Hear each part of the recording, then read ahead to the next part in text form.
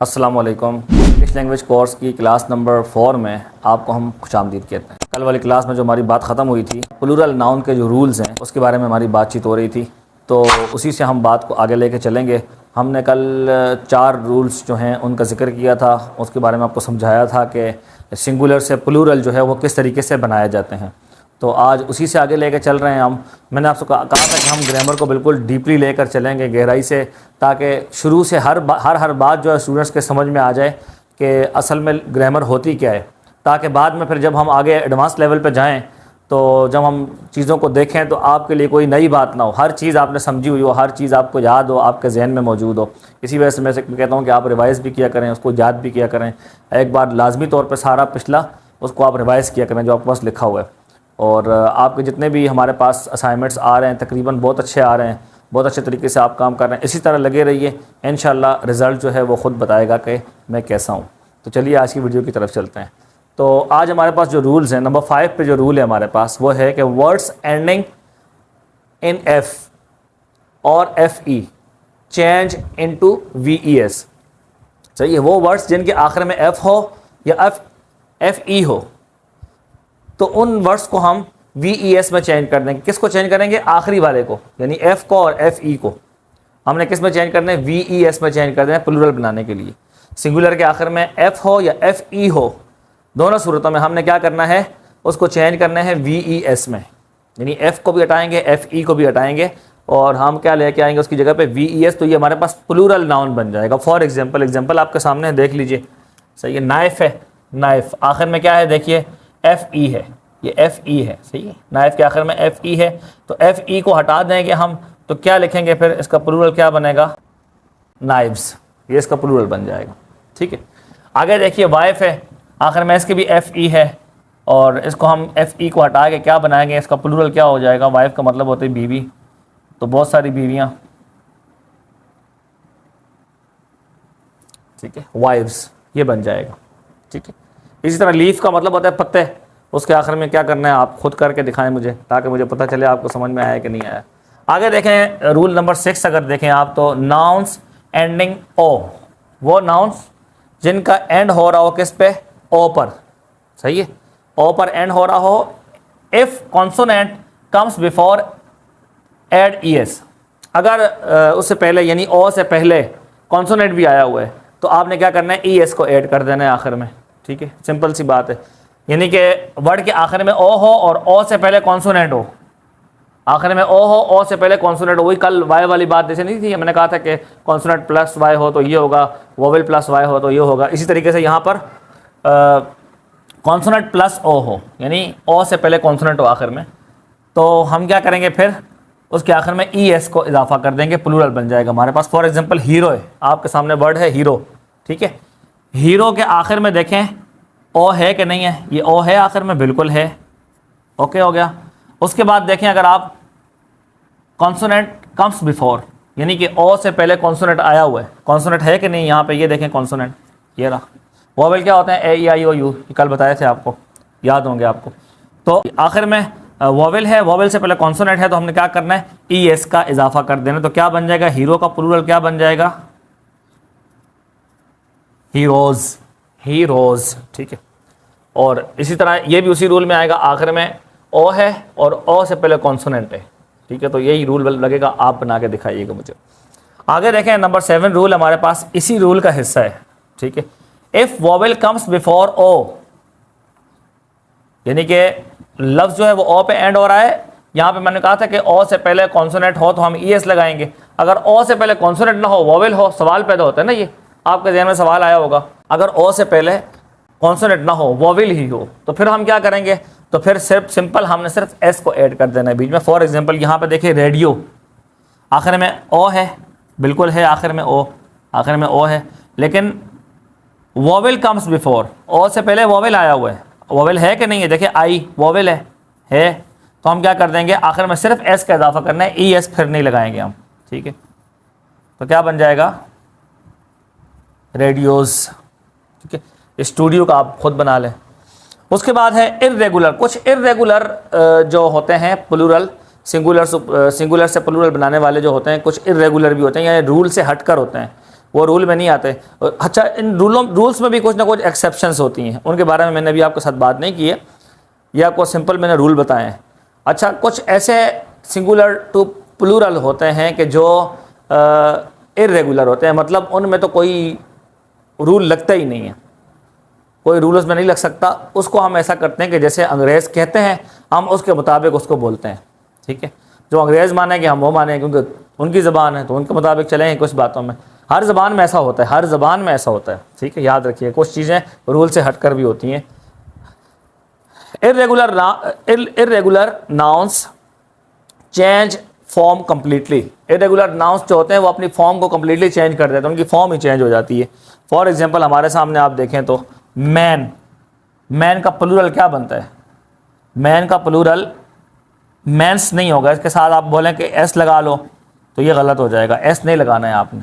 क्या करना है? मैन का प्लूरल बनेगा MEN, मैन, ठीक है। इसी तरह वुमेन का क्या बनेगा? वुमेन, वुमेन का क्या बनेगा? यहाँ भी यही ए की जगह ई कर देंगे, वुमेन बन जाएगा। वुमेन पढ़ेंगे इसको, वुमेन, वुमेन, वुमेन,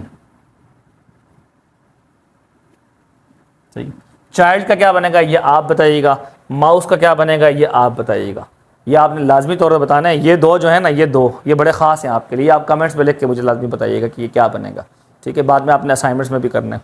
तो ये आपका आज का असाइनमेंट होगा। आपने ये रूल सारे याद कर देने हैं, अजबर करने हैं, समझने हैं ठीक तरीके से, और इनको अपनी कॉपी में लिखकर आप असाइनमेंट जो है वो मुझे व्हाट्सअप पे सेंड करेंगे। इसको आप कॉपी करें, फिर हम आगे अपनी लैंग्वेज की तरफ चलते हैं। ये तो हमारा ग्रामर का सेक्शन आज हमने पहले ले लिया। आगे हम चलते हैं अपनी उस लैंग्वेज की तरफ जो हम डेली लाइफ की कन्वर्सेशन के हिसाब से हम उसकी प्रैक्टिस करते हैं। ये कॉपी कर लीजिए। तो आइए अभी डेली लाइफ कन्वर्सेशन की तरफ चलते हैं, जिसमें सबसे पहली चीज़ हमारे पास इंग्लिश लैंग्वेज में होती है सेल्फ़ इंट्रोडक्शन। आपसे कहा जाता है कि इंट्रोड्यूस योरसेल्फ, कि अपने आप को मुतारिफ़ कराएं, सही है, अपनी इंट्रोडक्शन दें कि आप क्या हैं, क्या करते हैं। तो उसमें फिर हमारे पास मुख्तलिफ़ कैटेगरीज़ होती हैं हमारी, कि हम क्या हैं इस वक्त, हम उस लिहाज से जो हैं, हम हैं उस लिहाज से हम अपना इंट्रोडक्शन देते हैं। तो इस वक्त हम और आप सब जो हैं इंग्लिश लैंग्वेज के स्टूडेंट हैं, तो हमने इस वजह से एज ए स्टूडेंट इंट्रोडक्शन अपना देना है कि हम स्टूडेंट हैं। तो इस लिहाज से इस तरीके से मैंने इंट्रोडक्शन सामने लिखा हुआ है, आपको समझा देता हूँ। और आपने क्या करना है, ये इंट्रोडक्शन आपने अपने पास लिखना भी है, और उसके बाद फिर आपने ये इसकी वॉइस बनाकर, मतलब देख के नहीं पढ़िएगा, ये बता रहा हूँ मैं, जो भी मुझे आप वॉइस भेजा करें, याद रखें कि ये आपने ज़बानी मुझे सेंड करनी होती है, ठीक है, ज़बानी बोल के। मैं आपसे बल्कि ये कहता हूँ कि आप किसी के साथ ये बातचीत किया करें, ठीक है। जो भी ये कन्वर्सेशन मैं देता हूँ आपको, जो सेंटेंसेस देता हूँ डेली लाइफ के, या किसी से बात किया करें, इंग्लिश में बोला करें। इंग्लिश एक लैंग्वेज है जो कि बोलने से आएगी, चाहिए समझना एक हद तक है। वो हम अपने रूल्स रेगुलेशन समझते हैं वो, ताकि हम उसको समझ सकें, पढ़ सकें, सिखा सकें, किसी को बता सकें। लेकिन असल जो लैंग्वेज है ना, बोल चाल से आएगी वो आपको। जब बोलेंगे आप तो वो लैंग्वेज आपको आएगी। तो इंट्रोडक्शन आप लोगों ने देना है अपना इसी तरीके से, जिस तरीके से अभी मैं आपको बताऊँगा। तो चलिए वीडियो की तरफ। सेल्फ इंट्रोडक्शन, सही है, अपना ज़ाती तारुफ, सही है, तारुफ देना है आपने। गुड मॉर्निंग, सही है, good morning, my name is dash.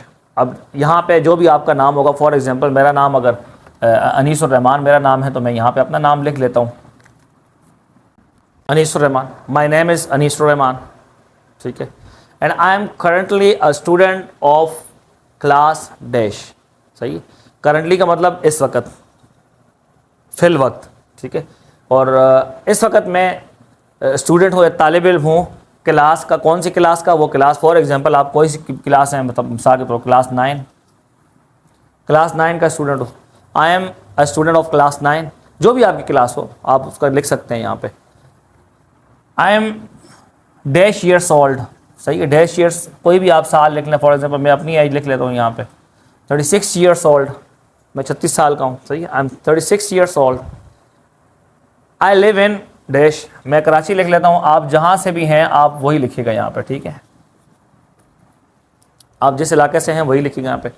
I live in Karachi, मैं कराची में रहता हूँ। आगे आप फिर बताएंगे अपना जिस फील्ड में आप हैं, जहाँ पे आप हैं। फॉर एग्जांपल आप स्टूडेंट हैं, इंग्लिश सीख रहे हैं, तो आप यहाँ पे आप बताएंगे अपने बारे में। I am passionate about learning English, मैं इंग्लिश सीखने के लिए पुरजोश हूँ, ठीक है। बिकॉज, क्योंकि, आई बिलीव, मेरा मानना है, it is an important language that opens many doors for communication, education and career opportunities. क्योंकि मेरा मानना है कि ये बहुत अहम ज़बान है जो कि कई दरवाज़े खोल देती है बातचीत के, तालीम के और मुलाजमत के मौक़े के। ठीक है, ये ऐसी ज़बान है। तो I am passionate about learning English because I believe that it opens many door for communication, education and career opportunities. इस तरीके से आप अपना इंट्रोडक्शन देंगे, बात करेंगे और आगे फिर क्या है। In my free time I enjoy reading books. अपने फ़ारिग टाइम में मैं किताबें पढ़ने का लुत्फ़ उठाता हूँ। सही है, अपने फ़ारिग टाइम में मैं किताबें पढ़ने का लुत्फ़ उठाता हूँ। I joined this course to improve my speaking, listening and reading. I joined this course to improve my listening, speaking and reading. मैंने ये कोर्स किस लिए ज्वाइन किया है? इसलिए ज्वाइन किया है कि मैं अपनी लिसनिंग मतलब सुनने की सलाहियत को, एंड स्पीकिंग और बोलने की सलाहियत को, एंड रीडिंग और पढ़ने की सलाहियत को इम्प्रूव कर सकूं, बढ़ा सकूं। सही, लिसनिंग की सलाहियत क्या है? मतलब जो हम गोरों की ज़बान है, गोरों की इंग्लिश जो है, उसको हम सुन के समझ सकें। सही, खाली लिसनिंग ये नहीं कि आपकी समाज ज़्यादा हो जाएगी इससे। सही, मतलब ये है कि आप इंग्लिश स्पीकर, जो नेटिव स्पीकर होगा, वो बोल रहा होगा तो आप उसकी बात को सुन के समझ सकेंगे कि ये क्या कह रहे हैं, हमारे कोर्स के एंड में इंशाअल्लाह। ठीक है, तो ये हमारी छोटी सी एक सेल्फ इंट्रोडक्शन है। छोटी सी है, ये बहुत ज़्यादा बड़ा आपको लग रहा होगा शायद, लेकिन ये बड़ा नहीं है, बहुत छोटा सा इंट्रोडक्शन है। आपने ये सारा कॉपी करना है, उसको याद करना है सही तरीके से और बोलना है। याद करने का मैं क्यों कह रहा हूँ? इस वजह से नहीं कह रहा हूँ कि कोई सबक है, रट्टा मारना है, इस वजह से नहीं कह रहा। इस वजह से कह रहा हूँ कि आप बोलें, ज़बान से उसको अदा करें अल्फाज को। सही, आपको मुश्किल लग रहा होगा अल्फाज बोलना, न्यू जो स्टूडेंट्स होते हैं उनको बोलना मुश्किल लगता है, इस वजह से वो हिम्मत भी हार जाते हैं। लेकिन हिम्मत नहीं हारनी है, आपने बोलना है, मेहनत करनी है, कोशिश करनी है। और हो सके तो किसी को अपने साथ ले लें, अपने बड़े को, छोटे को, भाई को, बहन को, जो आपके साथ ये कन्वर्सेशन कर सके या एटलीस्ट आपकी कन्वर्सेशन को सुन सके वो। ठीक है, आप बोलें, बोलते रहें, एक को बोलें, दूसरे को बोलें, तीसरे को बोलें, बार बार बोलें। जितना बोलेंगे उतनी आप देखिएगा इंग्लिश के अंदर कितनी इंप्रूवमेंट आएगी। ठीक है, तो ये थी हमारी आज तक की क्लास इंग्लिश लैंग्वेज की।